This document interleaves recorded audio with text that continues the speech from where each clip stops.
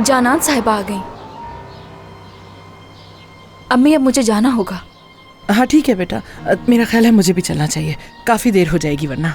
अम्मी, आजम के बगैर कुछ दिन रहकर सुकून में लग रही हैं आप।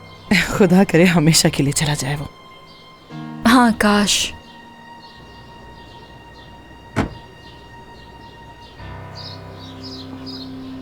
तुम बस अपना ख्याल रखना और सबसे दूर रहा करो।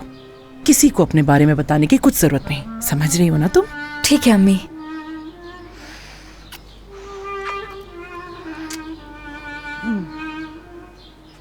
मैं सिर्फ अपने काम से काम रखूंगी अम्मी। Good morning.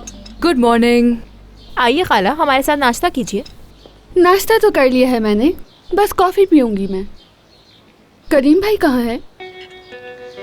बाबा नसरीन से कुछ बात कर रहे हैं।